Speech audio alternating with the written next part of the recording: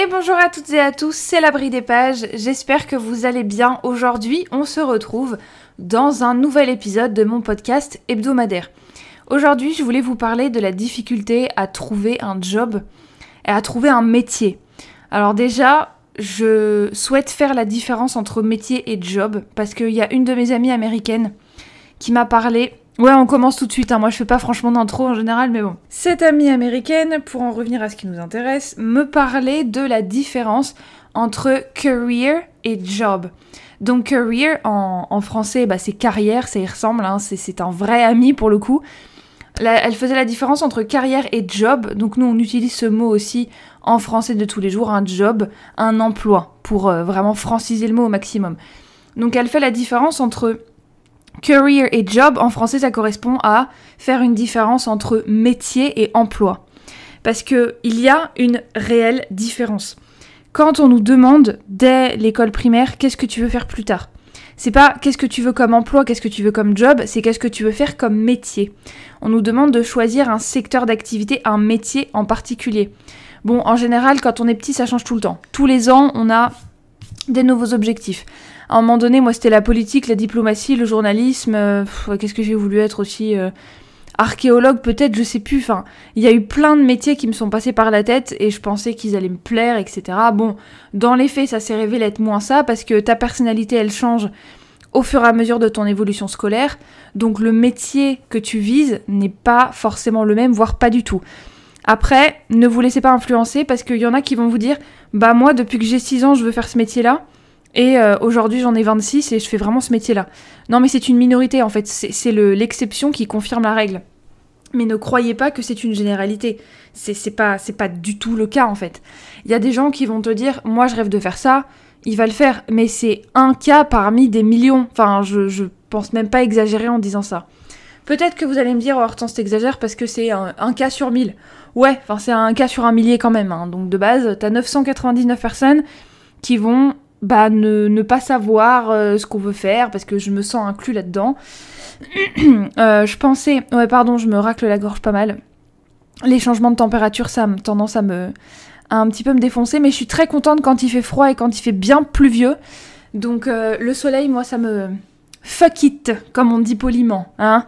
Donc bon, du coup, je suis un petit peu enrouée, mais franchement, le fait d'avoir les pieds froids, moi, j'adore, hein. Donc, surtout dans cette saison de merde. Voilà, bref, c'est un petit aparté sympathique.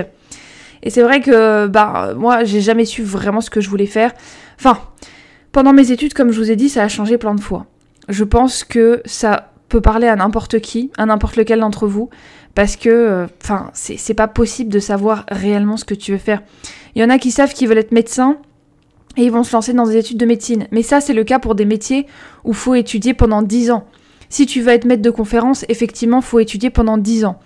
Moi, c'est ce que je voulais faire jusqu'à il n'y a pas très longtemps, mais je sais qu'un jour, si j'ai envie de faire mon doctorat, je le ferai quand même, peu importe si j'ai 50 ans, 60, 30, enfin peu importe en fait, je le ferai quand même quoi qu'il arrive. J'espère au moins que la vie me permettra de le faire. Mais c'est vrai qu'en termes de personnalité, moi j'ai changé sur le fait que le fait d'être maître de conférence, ça m'est pas possible parce qu'il faut vivre dans une ville avec une université. Vivre dans une ville, il n'en est pas question. Moi, je suis bien contente dans ma petite ville, et encore, je trouve que ma petite ville, elle est quand même trop grande, en fait. Moi, j'aimerais bien vivre dans un minuscule village où il y a rien, dans un trou paumé. Moi, c'est le rêve de ma vie, en fait. Vivre dans un petit cottage, dans un trou paumé de la Bretagne. Pourquoi je dis la Bretagne ? Parce qu'il pleut, il fait pas beau, il fait froid. Moi, j'adore ce genre de température et de météo, en fait. Donc ça, c'est le rêve de ma vie. M'installer dans un petit cottage paumé, dans un village paumé, où il n'y a jamais personne. Je viens de donner un coup au micro, je suis désolée. J'espère que c'est pas trop entendu. Voilà, c'est ça le rêve de ma vie. Et ce qui est drôle, c'est qu'il y a quelques années, le rêve de ma vie, c'était de faire un doctorat à Oxford. Mais je sais que c'est cher, je sais que c'est loin, je sais qu'après, il faut que je vive dans une ville. Bon, après, Oxford, en termes de confort de vie, je pense que c'est pas le même qu'à Paris, vous voyez. Même à Londres, quand je suis allée à Londres, parce que l'Angleterre, moi, j'adore, c'est mon pays préféré du monde entier. Et c'est vrai que quand j'y suis allée, quand je suis rentrée à Paris, j'ai vu la saleté, les gens qui étaient pas polis, enfin voilà, franchement, j'ai comparé Paris à Londres en très peu de temps, et j'ai trouvé que Londres, c'était vraiment une ville exceptionnelle, parce qu'on peut tout y retrouver, et c'est assez pittoresque, assez l'Angleterre romantique, quoi, rustique, avec plein de choses, plein de belles choses. Il y a des quartiers, bien évidemment, qui sont ultra modernes, mais le côté historique, beau de Londres est quand même bien plus présent qu'à Paris, où c'est quand même, comment dire, les déchets, quoi. Cette ville est une ville, pour moi, de déchets, vraiment, parce que c'est dégueulasse, les gens sont dégueulasses, enfin voilà, alors qu'à Londres, il y a quand même une étiquette, il faut le dire, l'étiquette anglaise, elle vient de l'étiquette française de notre royauté. Ça venait de Louis XIV, Louis XV, il me semble, notre étiquette. Hein. Et maintenant, c'est les Anglais qui utilisent l'étiquette. Quand on dit British etiquette, ça vient de la France, ça vient de nous. Mais nous, on l'utilise plus parce qu'on est des beaufs, tout simplement. Donc à un moment donné, mais les Anglais, ils l'utilisent quand même au quotidien. Bon, après, il y en a qui se veulent anti-poche. Donc t'as des bonnes manières, tes poches, tu pues, quoi. Bah non, en fait, à un moment donné, non. Mais c'est vrai que les Britanniques savent mieux se tenir, ils ont un flegme, bon, que moi j'apprécie pas forcément tout le temps, parce que flegme, ça veut dire t'es froid, tu n'exprimes rien, t'exprimes pas tes émotions, etc. Donc c'est vrai que c'est pas quelque chose qui m'excite, quoi. Pas du tout, en fait.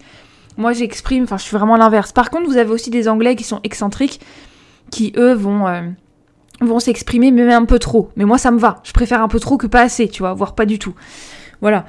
Et pourquoi je dis ça ? Parce que la ville en Angleterre, c'est bien plus agréable d'y vivre. Après, ça dépend. Par exemple, Birmingham, non. Je pense pas du tout que ce soit agréable d'y vivre. Par contre, Scarborough, donc c'est dans le nord-est, juste en dessous, juste sous l'Écosse. Et c'est dans le Yorkshire. Et j'ai une youtubeuse que j'adore suivre, j'adore ses vidéos. Elle vient de cette petite ville. Et franchement, là, quand je vois des photos, mais c'est incroyable, quoi. Enfin bref. Tout ça pour vous dire qu'il y a ville et ville. Moi, la mienne, elle est encore trop grande. Même si je sais qu'il y en a qui disent elle est quand même bien. C'est une petite ville quand même et tout machin. Enfin bref. De toute façon, l'herbe est toujours plus verte ailleurs. On est d'accord. Mais voilà, tout ça pour dire que il faut aussi passer les études, je pense. Essayer de savoir qui vous êtes vraiment. Parce que pendant les études, on vise pas forcément un métier. Moi, j'ai pas visé de métier. J'ai juste visé... le kiff, quoi. Je savais que j'aimais l'anglais, donc j'ai fait licence et master d'anglais. Voilà. Après, je me suis dit, je veux être instit. Donc, de toute façon, je voulais être instit. Instit, il faut faire une licence. Et un master, c'est pour les profs de collège-lycée. Licence, quand tu veux faire primaire. Moi, c'était primaire. Je me disais, bon, le master, c'est du bonus. J'ai hésité à faire un master enseignement. Ça sert à rien. Perdez pas votre temps là-dedans. Moi, j'ai fait 1 heure de réunion d'information. Je me suis barrée avant la fin, tellement ça me faisait chier. C'était inutile. Donc, voilà. Mais c'est vrai que pendant nos études, on vit dans un certain confort.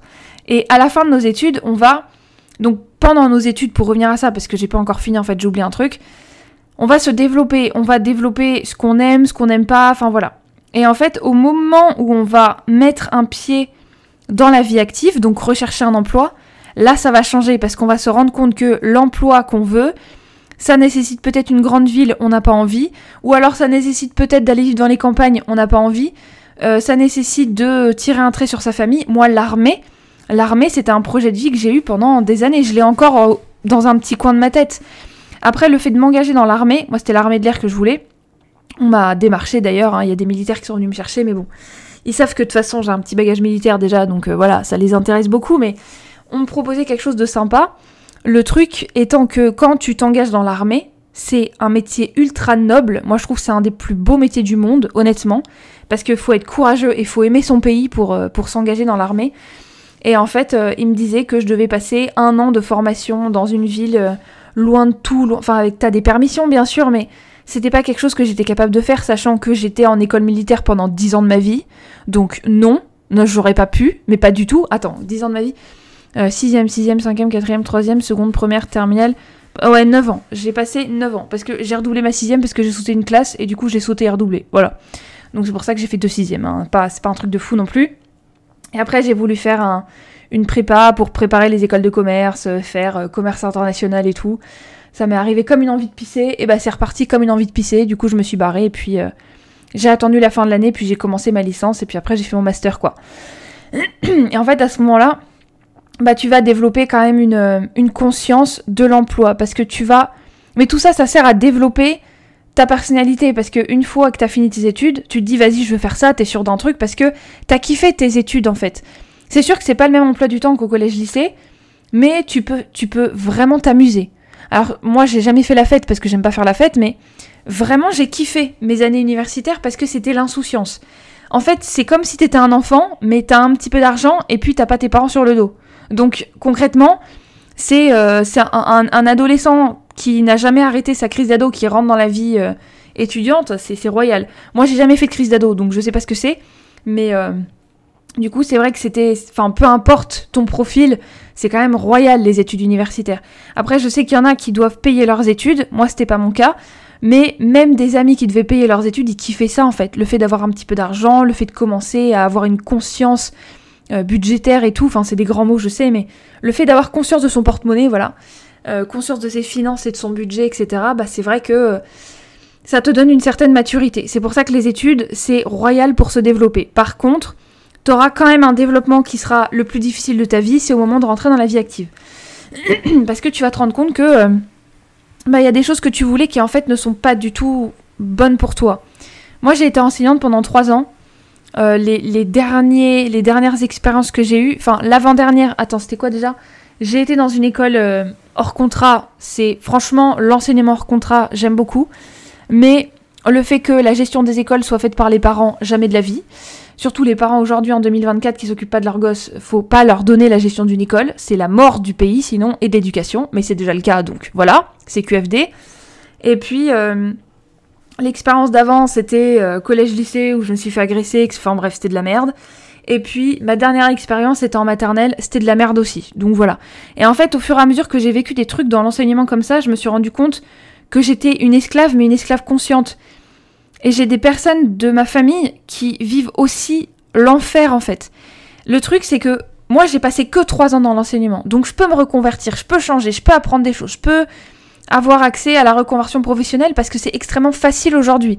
Avec Internet et avec l'accès à tout ce dont on a accès grâce à Internet quand même. Et ben, je me dis que des personnes de mon entourage qui ont dépassé les 40 ans, la reconversion est pas possible, en fait. Ou alors, ça va te prendre 10 ans.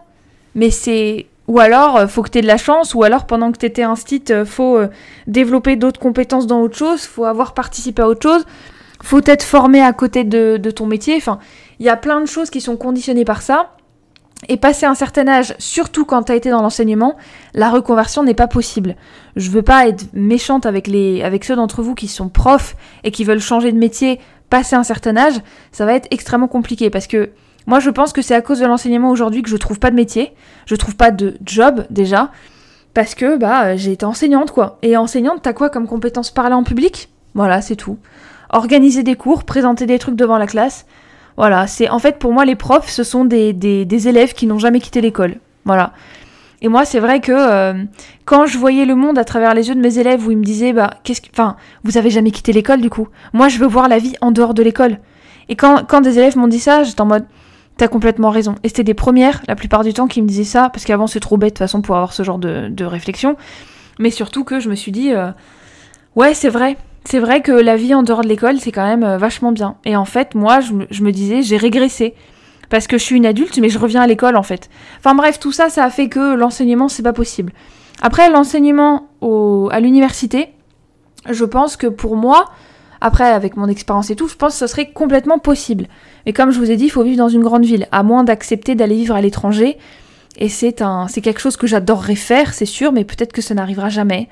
Mais je ne suis pas triste. Je me dis, si je ne vais jamais réaliser mon rêve aussi, parce que j'ai plein de rêves moi dans la tête, le fait d'aller vivre en Angleterre, être prof de fac pendant 1 an ou tester quelque chose et tout, peut-être que ça ne m'arrivera jamais. Mais ça veut dire qu'il me sera arrivé autre chose à la place, qui est sans doute mieux pour moi, je ne sais pas. Après, la vie est une question de choix, et de choix que vous faites consciemment, ou non, parfois c'est juste la vie qui vous amène vers de nouveaux sentiers, et puis voilà quoi. Mais je sais que je crois au fait, déjà je crois en Dieu, donc ça m'aide un peu, mais je crois juste au fait qu'il n'y a pas de hasard, et si dans ta vie tu ne réalises pas tel ou tel rêve, c'est que c'était mieux que ce soit un rêve, et que ce soit pas une réalité. Je cite beaucoup cet exemple, mais c'est comme la lumière verte dans Gatsby le Magnifique. Une fois qu'il a su ce que c'était que cette lumière verte, en fait, son rêve, il s'est écroulé parce qu'il avait plus de rêve, en fait. Son rêve, c'était de savoir ce que c'était que cette lumière verte. Quand il l'a su, faut toujours se trouver un rêve de remplacement. C'est triste, en fait. T'as des rêves qui ne doivent rester que des rêves pour te motiver à te dépasser et à être heureux et à viser des choses que toi, t'as envie de viser. Enfin, voilà. Bref, c'est assez philosophique, tout ça, mais je trouve ça très beau. Donc... la différence entre trouver un métier et trouver un job, déjà, la différence, elle est là, parce qu'un métier, c'est a career, c'est une carrière, c'est un métier dans lequel vous allez faire carrière toute votre vie. Alors, ce que je peux vous dire, c'est que là, présentement, en 2024, c'est extrêmement compliqué, voire impossible. C'est extrêmement compliqué, on va dire ça, parce que rien n'est impossible. À cœur vaillant, rien d'impossible. C'est une maxime que j'aime énormément. Et en fait, c'est vrai que tu peux faire carrière et rester dans ton métier pendant 25-30 ans. Moi, mes parents, c'est ce qu'ils ont fait. Enfin, les parents de beaucoup de personnes qui ont mon âge, donc 28 ans, enfin, autour de mon âge, quoi. Oh, mais chat, on fait caca, ça pue, c'est horrible. Heureusement que vous sentez pas. Eh ben, ils ont pu tout à fait passer toute leur vie dans un même métier. Les instituts de carrière, moi, j'en ai dans ma famille. J'ai des médecins de carrière aussi, des chirurgiens de carrière. Enfin, ce sont des métiers qui sont propres de toute façon, qui sont enclins à ce que tu fasses carrière en fait. Ça sera obligé. Si t'aimes ce métier, bah vu que t'es en CDI ad vitam aeternam et que tu signes des tas de contrats partout et que tu restes là toute ta vie, bah c'est sûr que tu feras carrière. Après, aujourd'hui, le fait de faire carrière, c'est quelque chose qui est très difficile parce que tu as, et c'est ce que je disais dans la reconversion, tu as accès à toutes les compétences que tu veux, et ce, hyper facilement. Moi, je m'intéresse à tout ce qui est plantes, botanique, enfin pharmacie, parapharmacie typiquement. Et je me dis, bah si un jour je veux le faire, un avenir plus ou moins proche, je ne sais pas, mais tout ça c'est plein de questions. Je sais que vous aussi, vous avez des tas de projets dans vos têtes. Mais c'est bien d'avoir des projets, ayez des projets. Parce que sans projet, franchement, moi je dépéris. Faut avoir des projets, faut avoir des choses qui nous motivent à nous lever tous les matins et à accomplir nos objectifs, quoi. Et en fait, le fait de me dire, bah je veux me former là-dedans, bah c'est extrêmement facile en fait. Moi, je me suis formée il y a quelques semaines, quelques mois déjà maintenant, dans le développement web. Je me suis désintéressée totalement de ça quand je me suis mise à apprendre le JavaScript. Le JSON, ça va, mais comme c'est avec le JavaScript, ça va pas. Tout ce qui est HTML, CSS, j'ai beaucoup aimé. J'ai très bien compris, il n'y a pas de souci. Mais tout ce qui est développement back-end, j'aime pas du tout, c'est pas du tout mon truc. Après, concrètement, le fait de passer sa vie devant un PC à coder toute la journée sur un écran noir avec des tas de lignes et tout, moi je suis pas capable. Il y a des gens que je connais qui font ça toute la journée. Moi je peux pas. C'est clairement quelque chose que je peux pas. J'ai besoin de changer d'activité, j'ai besoin d'avoir une journée variée en fait. Et c'est vrai que tout ça, ça fait partie des prises de conscience qu'on doit avoir pour choisir un métier. Et c'est vrai que aujourd'hui, on a le droit de faire les chiants, on a le droit de faire les picky. Les picky, c'est on a le droit de faire les... Ah, comment on dit déjà, les tatillons. On a le droit de faire les tatillons et dire « Ah bah non, mais moi j'aimerais ça, j'aimerais ça, j'aimerais ça ». Alors qu'à l'époque de nos parents, donc ceux qui ont plus de 50, 60 ans, quoi, eh ben, tu faisais un métier, tu te posais pas la question. Si t'aimais ça, tant mieux. Si t'aimais pas, bon, bah t'essayais toujours de te forcer.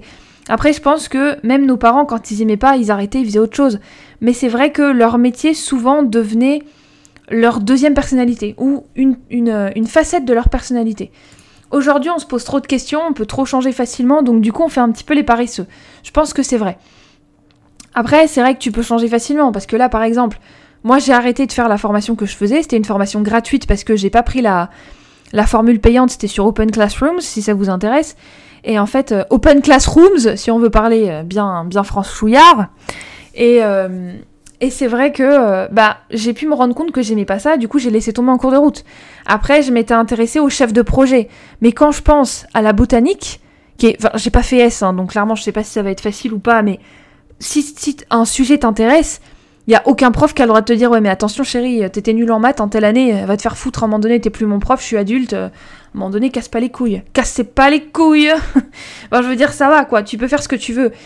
Et c'est vrai que cette reconversion assez facile et assez accessible, ça fait que aujourd'hui cette notion de carrière est moins possible qu'il y a, je sais pas, 10-20 ans, parce que on change de métier tous les 4 matins. Si on a envie de changer, on change. Et c'est le cas de l'intérim aussi. L'intérim, c'est vachement bien pour changer de métier tous les 4 matins, tu peux tout tester. Au moins, t'auras un CV hyper varié. Le problème étant que les recruteurs n'aiment pas les CV variés. Ils aiment pas quand il y a trop de diplômes, ils aiment pas non plus quand il y en a pas assez, et ils cherchent le mouton à 5 pattes. Et ça, c'est chiant. Parce que j'ai fait pas mal de trucs variés, je veux pas me vanter là-dessus, c'est juste un fait, c'est un constat. J'ai fait pas mal de choses variées, j'ai testé pas mal de domaines, et au final, je suis pas prise dans des métiers parce qu'on me dit « votre profil ne correspond pas ». Parce que je coûte trop cher, parce que j'ai fait 6 ans d'études, mais sans doute en fait. Parce que légalement, quand tu fais un certain nombre d'années d'études, on est obligé de te payer un certain montant. Après, malheureusement, j'ai pas l'occasion de leur dire, si vous me payez 1500 € net, c'est bien en fait, moi ça me va, franchement. Parce que je vis pas dans une ville, donc je peux me le permettre, y a pas de souci. Je pense que je peux vivre avec 1500 € net par mois, à moi toute seule. Et pour participer à ma vie de famille, oui, je pense que c'est vraiment, ça serait agréable, je pense. Ça serait beaucoup plus agréable. Mais les employeurs ne me laissent même pas l'occasion de leur dire, en fait. Donc bon, après le fait qu'on soit trop diplômé, c'est vrai aussi parce que là, ça leur coûte trop cher. Le fait qu'on soit pas assez diplômé, bah ça les intéresse pas parce qu'on n'a pas de diplôme et donc ça dépend, mais t'as des crevards. Alors que les personnes qui font des CAP ou juste des BTS, ou alors, il y a plein de diplômes dont je connais pas le terme, je suis désolée, mais les diplômes professionnalisants, on va les appeler comme ça, ce sont les diplômes qui valent de l'or en fait. Mais parce que à 18 ans ou à 14 ans quand t'as changé de bac ou quand t'as fait un CAP, etc., je sais plus à quel âge c'est, eh ben t'as eu cette prise de conscience où tu t'es dit, je vais faire tel CAP, tel BTS, tel truc professionnalisant pour mener après un métier précis. Mais si tu te rends compte en faisant ce métier que c'est pas ce que tu veux, t'es dans la merde, c'est sûr, mais au moins t'auras fait quelque chose qui professionnalise et qui vaut quelque chose sur le milieu du travail. Alors que tous les gens comme moi qui ont fait licence master assez générale, on est dans la merde en fait. Parce que le fait de faire une filière générale au lycée, c'est toujours la voie royale, malheureusement. Alors que il y a ST2S, ST2I, ST machin, ST truc là, c'est vachement bien. Parce que ça forme à un panel de métiers. Mais les études que tu vas faire, ça va être bien plus professionnalisant. Les cours de français et les cours de philo que j'ai eus, pour ne citer que 2 exemples, ça m'a servi à rien, à part, effectivement, avoir un orthographe et une conjugaison et une grammaire impeccable, la plupart du temps. Le fait de parler correctement, même si je dis des gros mots, wesh et nicta, machin, bon bref, je parle pas très bien, je sais. Mais c'est vrai que le fait d'avoir des cours de français, moi j'aimais déjà lire, donc ça me... Bon, par contre, le fait d'avoir des lectures imposées, ça me faisait chier, clairement. Et je pense, oui, effectivement, que le fait d'avoir des lectures imposées au collège-lycée, ça dégoûte des jeunes de la lecture. Et c'est pour ça que les jeunes lisent de moins en moins, avec aussi les réseaux sociaux. Parce que c'est immédiat, t'es passif, et puis voilà, quoi. Le côté passif de l'humain, franchement, les gars, on va ressembler au baron Harkonnen. Je sais pas si vous voyez à quoi il ressemble, le gars, mais franchement, ça fait peur, quoi. Et un jour, je sais plus dans quel film il montrait ça, c'est comme des tas de petits barons Harkonnen, pour vous décrire un petit peu le truc, c'est un gars difforme, assis dans une chaise, et en fait, t'as des boutons qui te permettent et puis voilà, quoi, toute ta journée, c'est ça. Tu appuies sur un bouton, tu commandes un repas, il t'arrive dans le bec, etc. Enfin, on devient vraiment des putains de loques, des légumes, en fait, voilà. Et ça, c'est à cause de la paresse qui arrive dans la société, qui est déjà là, de toute façon, depuis pas mal de temps, parce qu'on a accès à tout très vite, et puis voilà, quoi, en fait. Et comme on a accès à tout, on se force plus à rien. Voilà. Et c'est vrai que, je pense que tous les enfants, tous les jeunes qui ont fait des CAP, BTS, etc., soit c'est parce qu'ils en avaient pas le choix, parce que leur famille n'avait pas les moyens suffisants pour leur offrir autre chose, ou alors parce que ce sont des enfants, je dis des enfants parce que CAP c'est assez jeune, je crois, ou alors ce sont des enfants qui avaient la conscience de la planète, si je peux appeler ça comme ça.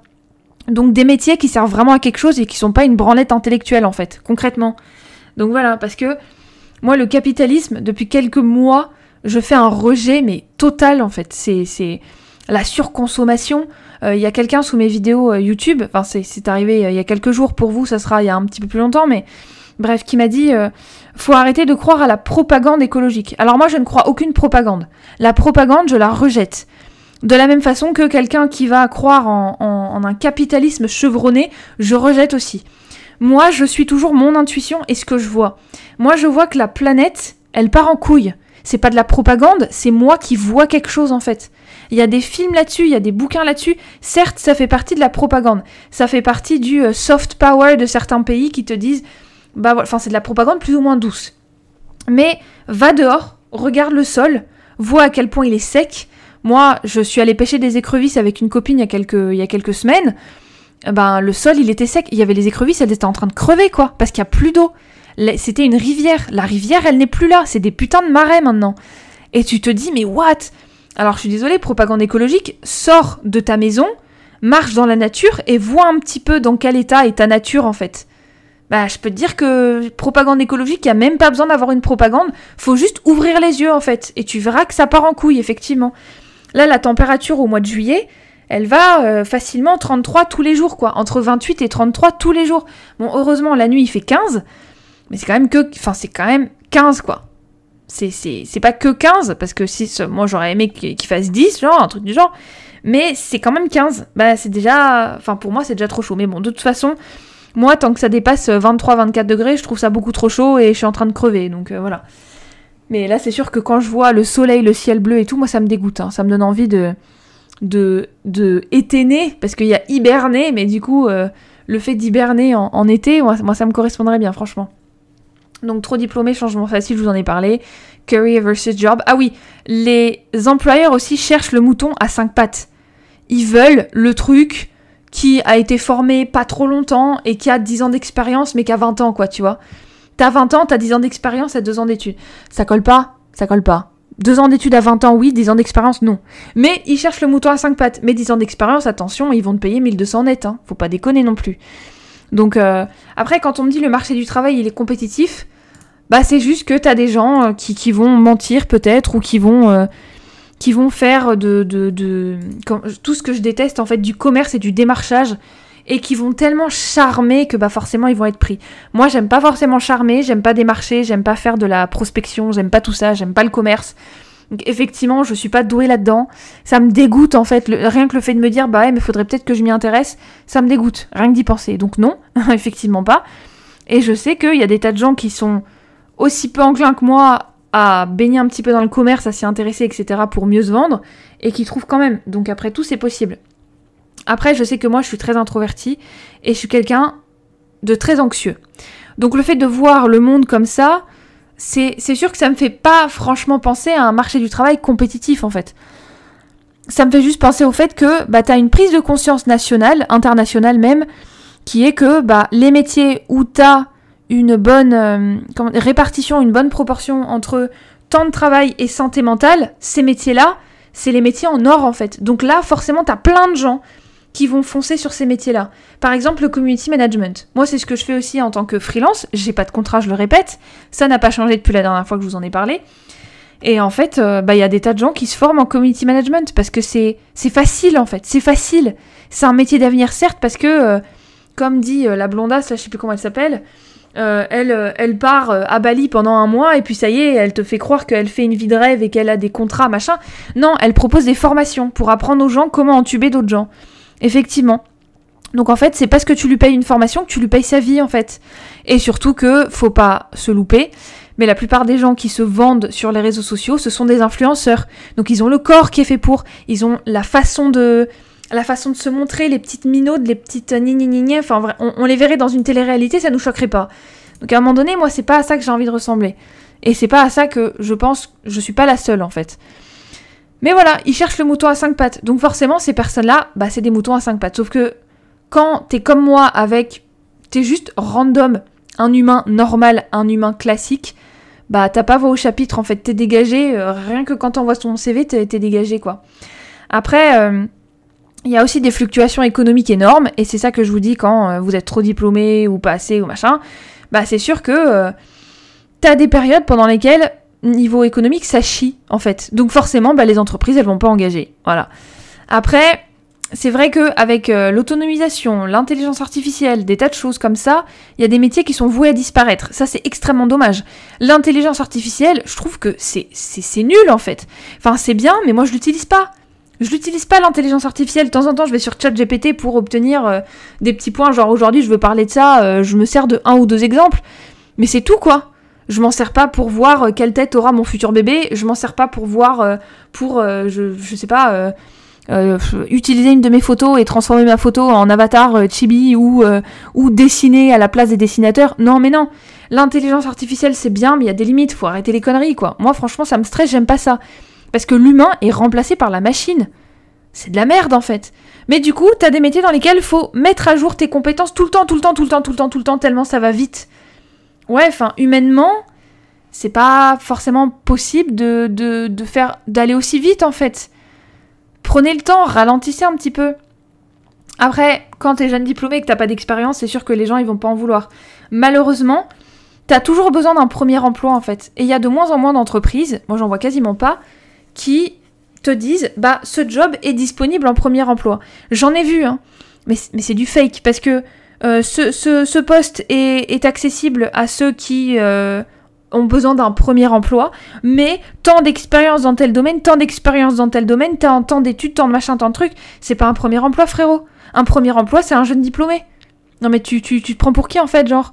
Enfin c'est pas possible. Ou alors, je vois des tas de stages non rémunérés parce que c'est 2 mois, 3 mois de stage, passé à un certain point, c'est légalement une obligation de te rémunérer. Mais il y en a des tas, ils vont me dire, ouais, 1 euro par mois, c'est l'euro symbolique, quoi. Voilà, c'est pour que tu fermes ta gueule. Et t'as un contrat quand même, mais c'est un stage, donc les gens, est-ce qu'ils vont t'engager après? Je sais pas. Mais pour avoir les 10 années d'expérience, tu vas pas faire 10 années de stage, payer 1 euro. Enfin, c'est pas possible, en fait. Donc, il y a un problème, vraiment, quoi. Parce que les entreprises se disent que ça coûte trop d'argent et ça prend trop de temps de former des gens. Et donc, ils sont paresseux, ils ont pas envie, ils ont pas le time, ils ont pas l'envie, ils ont pas l'énergie, ils ont pas la thune. Donc, au lieu de vous former, bah, ils prennent le mouton à 5 pattes. Voilà. Alors qu'il y a des jeunes, comme vous, comme moi, qui n'ont qu'une envie, c'est de se former sur le tas. Mais on peut pas, parce qu'il faut arriver déjà avec un bagage de ouf. Et je suis désolée, mais le bagage de ouf, ça n'existe pas franchement, en fait. Ou alors, t'es un compétiteur aux Jeux Olympiques. Mais le marché du travail, c'est les Jeux Olympiques, en fait, franchement. Sauf que malheureusement, t'as pas forcément de gagnants à la fin, quoi. T'as que des perdants. Donc bon, enfin, c'est comme ça que je vois la chose, en tout cas. Après, c'est ce que je vous ai dit, entre éducation et marché du travail, on n'est pas forcément formé pour un métier, c'est trop général. Il y a un décalage entre ce qu'on t'enseigne et ce que tu dois... Enfin, les compétences que tu dois réellement avoir et qui sont demandées par ton employeur. Bah c'est sûr que c'est pas ajusté, c'est pas équilibré, parce que entre les qualifications des candidats et les exigences, il y a un univers, quoi. Et c'est vrai que les études, elles sont... Enfin, c'est un peu poussif dans le sens où ce qu'on t'enseigne ne te servira à rien. Après, moi, on m'a déjà dit, non mais tu sais, Hortense, là, ce que tu demandes, c'est un premier emploi. J'ai de l'expérience dans pas mal de domaines. Arrête de me faire chier. Un premier emploi, ça veut dire que je suis diplômée dans tel domaine? Non, déjà. Mais il y a des gens qui ont de l'expérience et qui n'ont pas de diplôme. Vaut mieux quoi? Tu veux les deux? Mais non, vaut mieux l'expérience, en fait. Vaut mieux quelqu'un qui en a chié toute sa vie et qui a eu des expériences, même sous-payées. Enfin, c'est vachement bien déjà de... Enfin bref, voilà. Après, il y en a plein qui me disent « Ouais, mais tu sais, t'as le réseau. » Oui, mais moi, le fait d'être amie avec des gens juste par intérêt professionnel, j'ai pas envie, en fait. Après, t'en as qui te disent « Est-ce que t'as le permis? Parce que tu dois bouger à tel ou tel endroit. » Mais quand il est question de 50 km, non mais attends. Non mais allô, quoi. La planète, t'as vu comment... Enfin voilà, moi c'est sûr que les manias du pétrole, l'essence, l'exploitation, l'extraction des matières comme ça me rend malade. Ça me rend malade parce que je me dis, putain, mais la planète, tu l'as vue ou pas? Mais sérieusement? Mais c'est pas du tout de la propagande écologique, c'est juste ouvre les yeux, encore une fois.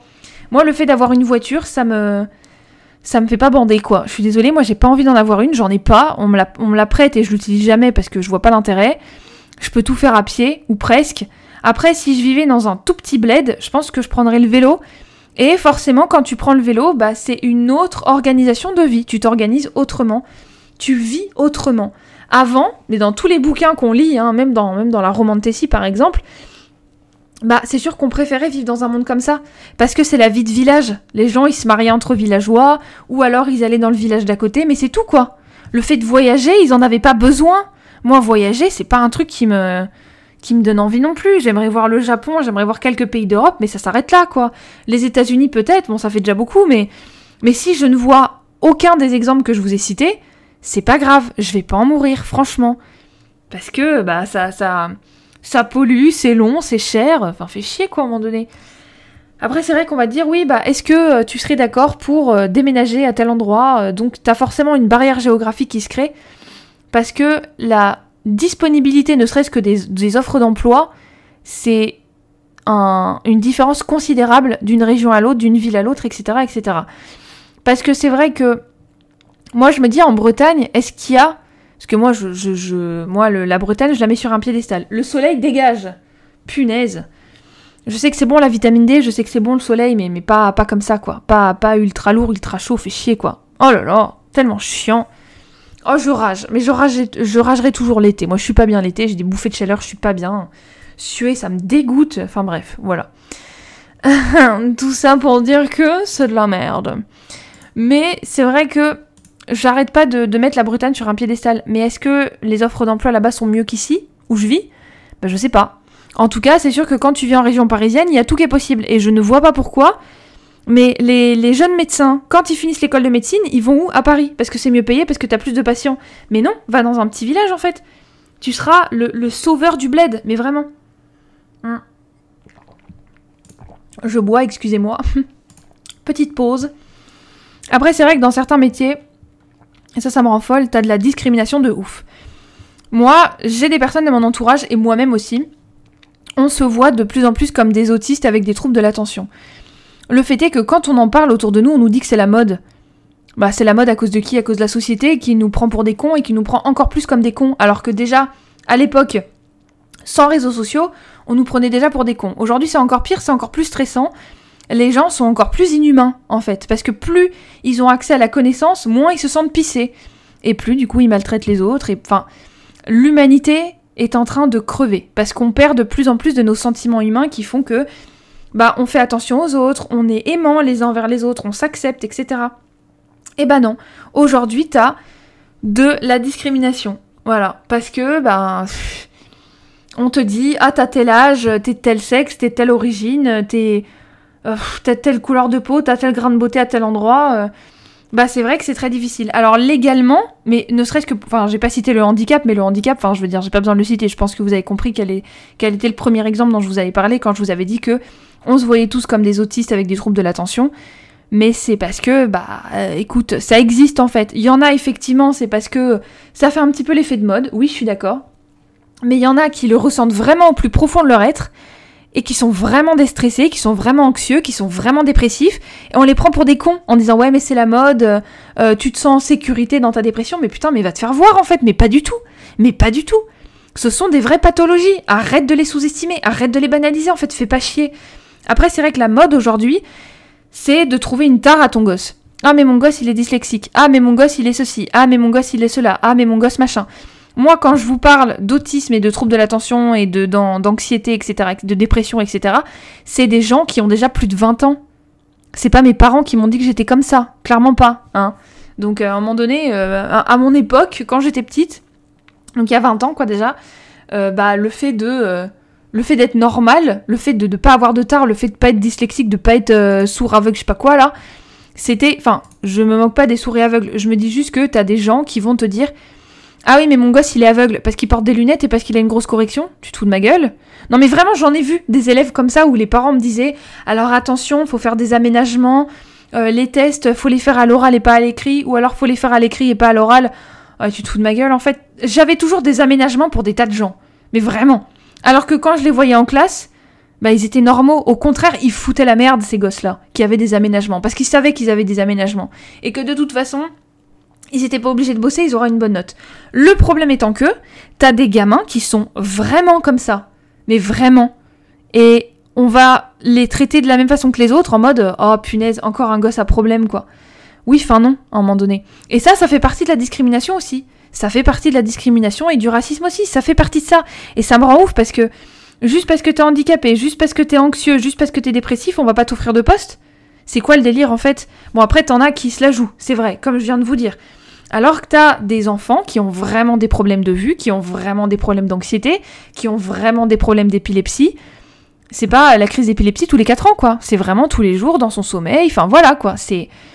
Et on banalise tout ça, parce qu'il y a tellement de gens qui se disent comme ça, parce qu'ils ont vu que ça marchait. Bah non, c'est dégueulasse, moi, je trouve, à un moment donné. Oh là là.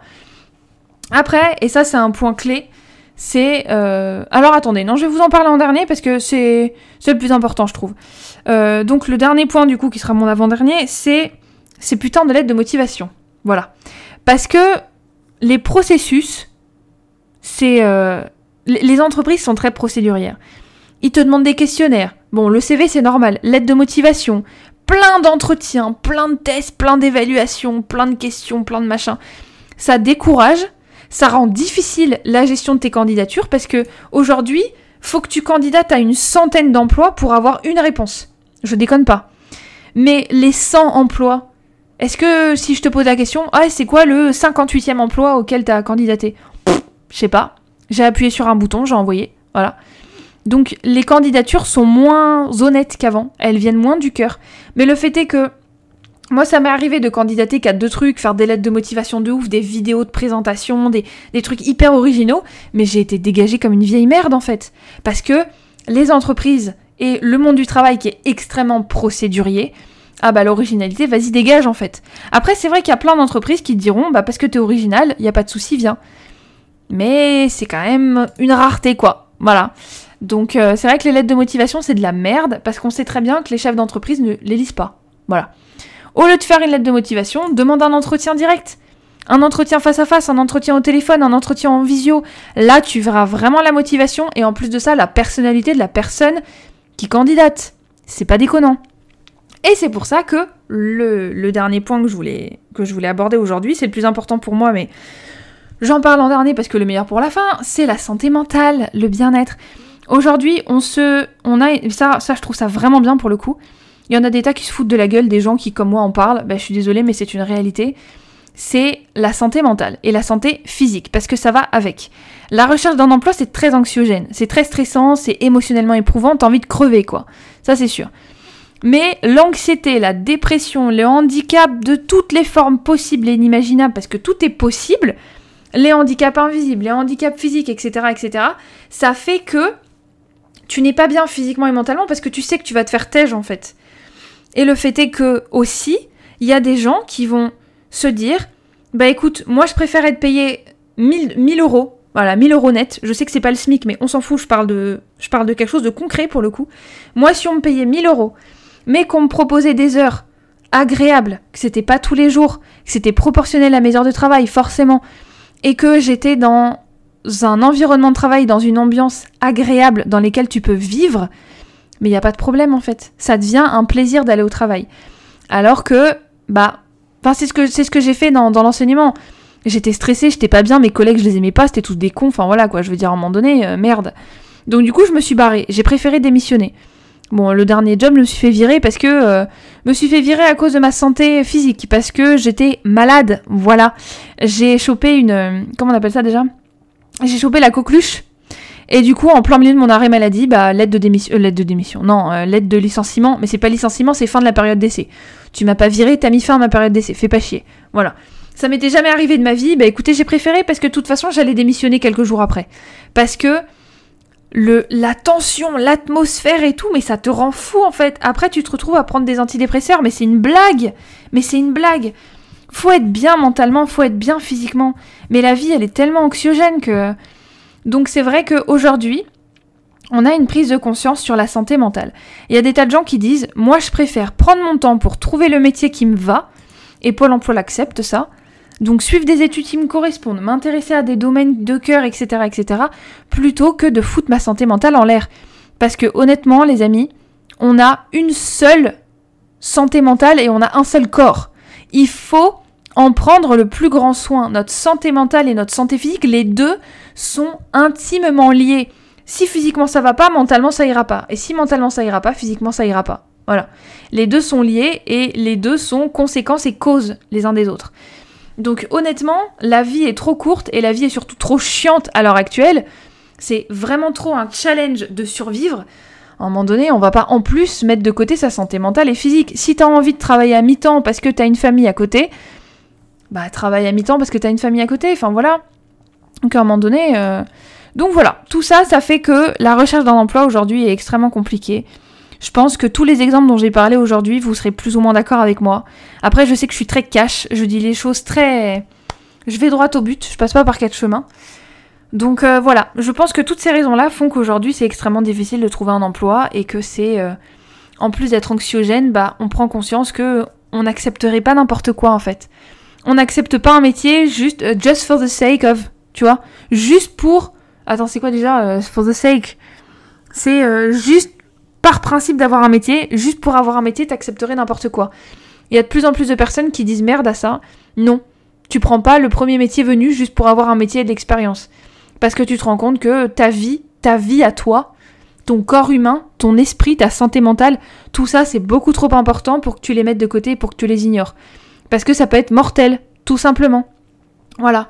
Donc, les amis, ce que je peux vous dire pour terminer cet épisode, c'est de vous écouter. Si vous n'avez pas envie de faire tel métier parce que vous n'avez pas envie, ne le faites pas. Si vous avez envie de vous lancer dans un métier et que tout le monde vous dit c'est impossible parce que tu n'y arriveras pas, si tu as envie et que c'est ton rêve et que vraiment tu te sens bien là-dedans, tu sais que ça va te correspondre à 200% et tout, fais-le. Après, si tu le fais, franchement bravo, c'est déjà énorme. Et si tu te rends compte en faisant ce métier que tu te casses la gueule parce que c'est pas du tout ce que tu imaginais, c'est pas grave. C'est pas grave. C'est dans les échecs, entre guillemets, parce que je trouve que le mot est un peu violent, c'est dans les erreurs et les échecs qu'on apprend le plus. C'est pas grave, tu rebondiras. Quand on est au creux de la vague, on ne peut que remonter.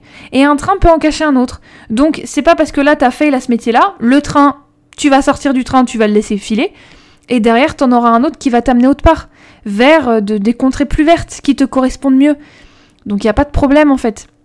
Et de toute façon, moi, je crois à la providence, le Dieu ne joue pas au dé, donc il n'y a pas de hasard. Et si ça devait arriver, si c'est arrivé, c'est que ça devait arriver. Mais il y aura quelque chose de mieux qui t'attend, parce que de toute façon, les humains, notre bonheur est à portée de main. Parfois, il faut juste se laisser porter. Parfois, il faut cravacher comme des oufs. Mais quand vous avez cravaché pendant des années et qu'au final, ça n'a rien donné, laissez-vous porter. Voilà.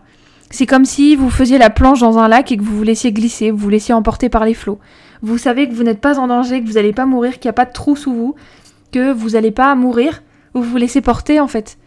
Voilà, vous pouvez vous laisser porter, laissez-vous porter. Mais écoutez votre intuition, parce que l'intuition ne ment jamais. Vraiment, l'intuition ne ment jamais. Donc si vous avez une petite voix dans votre tête qui vous dit « Attention, red flag, ça va pas bien se passer », écoutez-la. N'en faites pas une vérité intrinsèque, parce que parfois ça va pas du tout être le cas, mais c'est pas que votre intuition s'est trompée, c'est juste que votre intuition, fallait la comprendre et l'expliquer différemment. Mais vous inquiétez pas, vous allez forcément y arriver. Moi, même si ça fait des mois que je galère comme une pourrie, je perds pas espoir et je me lève le matin et je me dis je crée du contenu pour mes abonnés, pour les divertir, pour les inspirer, peut-être pour les énerver et pour leur donner envie de me frapper, sans doute, moi, parce que je sais qu'il y a des gens qui ont envie de me frapper parce que j'en ai croisé qui ont envie de me défoncer, mais moi aussi j'ai envie de les défoncer parce qu'à un moment donné, quand ça passe pas quoi, vous pouvez rien faire pour, voilà. Mais ça me fait plaisir, ça me fait du bien parce que je sais que même si j'ai pas beaucoup de personnes, je sais que j'inspire quand même quelques personnes qui viennent m'écrire, qui viennent me parler en me disant merci beaucoup pour ton épisode, ou alors au contraire qui sont pas du tout d'accord avec moi, mais qui font des commentaires très constructifs et du coup on peut parler, on peut débattre, voilà. Donc et ça je vous en remercie et c'est pour ça que je continue, parce que moi déjà ça me fait beaucoup de bien, ça m'aide au niveau mental et donc physique, et je sais que je ne suis pas la seule à penser comme je pense aujourd'hui. Voilà, donc j'espère que cet épisode vous aura plu, c'est toujours dans la bienveillance, ça y a pas de souci, je critique, je bitch, j'ai une langue un petit peu une langue de pute, mais c'est pour... je tourne pas autour du pot, voilà, je suis honnête, et je suis loin d'être neutre sur pas mal de sujets, donc il en faut, je pense, des gens comme ça, il en faut. On est chiant, on nous tombe toujours dessus, parce que forcément, comme on est la grande gueule, forcément, quand ça se retourne contre nous, ça se retourne contre la grande gueule, je sais très bien. Mais bon, au moins, j'espère avoir égayé votre journée et vous avoir mis sur des pistes jusque-là inexplorées. Voilà. Donc j'espère que cet épisode vous aura plu. N'hésitez pas à me suivre sur Instagram, YouTube et Spotify. N'hésitez pas à liker, vous abonner, commenter et partager. Et en attendant la prochaine vidéo, portez-vous bien et surtout, faites très attention à vous. La vie, on n'en a qu'une seule et il faut vivre chaque jour comme si c'était le dernier. Parce que la vie, elle vaut vraiment le coup d'être vécue.